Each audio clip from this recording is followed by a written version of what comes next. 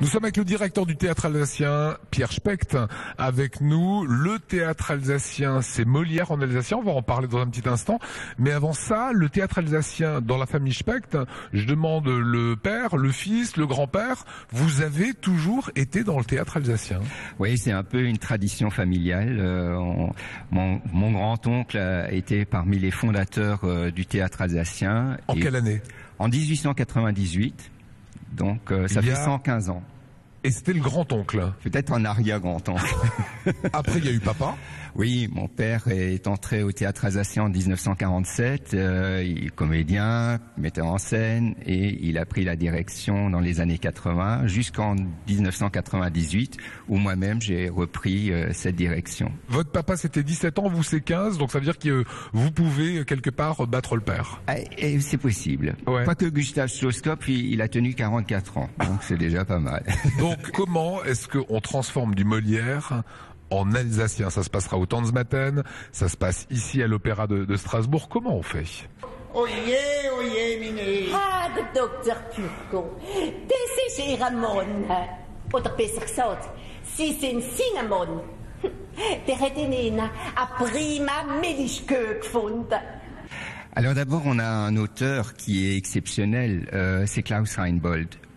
Klaus Reinbold est né en 1901, il est décédé dans les années 60, il était de culture allemande, mais c'était un grand écrivain. Il a écrit de nombreuses pièces pour le théâtre alsacien. Münsterspiel, Trottebolot, Treiber im Wald, mais il a aussi fait des adaptations, dont Le Malade imaginaire, et ça marche très bien.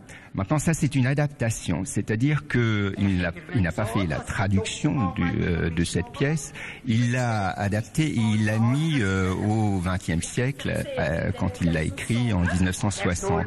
C'est-à-dire qu'il a repris les grands thèmes du Malade imaginaire et il les a replacés dans notre temps.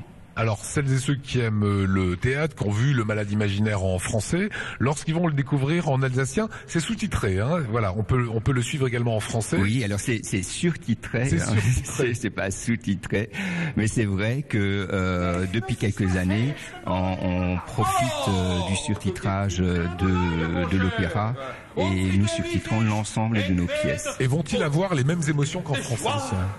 Oui, certainement. Mais bon, c'est plutôt une aide à la traduction, hein. Nos spectateurs, en règle générale, connaissent l'alsacien. Mais c'est vrai que la langue de Klaus est assez subtile et il est agréable parfois de reconnaître certains mots en français. Quel est pour vous l'avenir de l'alsacien? On en parle très souvent sur Alsace Vent, on est des ardents défenseurs de cette histoire de l'Alsace. Est-ce que vous êtes inquiet? Ça dépend des Alsaciens, hein. C'est-à-dire que s'ils continuent à parler le dialecte, il n'y a pas de souci. Mais est-ce qu'ils continuent de moins en moins? C'est vrai, ils continuent de moins en moins, mais je pense que on dit notre théâtre a été fait pour défendre la langue. Il y a une centaine d'années, les mêmes propos ont été tenus il y a une centaine d'années. Pourquoi est-ce que le dialecte ne continuerait pas alors dans ces cas-là? Alors vous avez vu de nombreux extraits de ce Malade imaginaire. On dit comment en alsacien? Ildbildungskrank. Voilà donc pour cette pièce en alsacien de Molière. Les informations s'inscrivent à l'écran. Vendredi, c'est donc au Tanzmatten. Après, vous choisissez votre date entre Célestat et Strasbourg.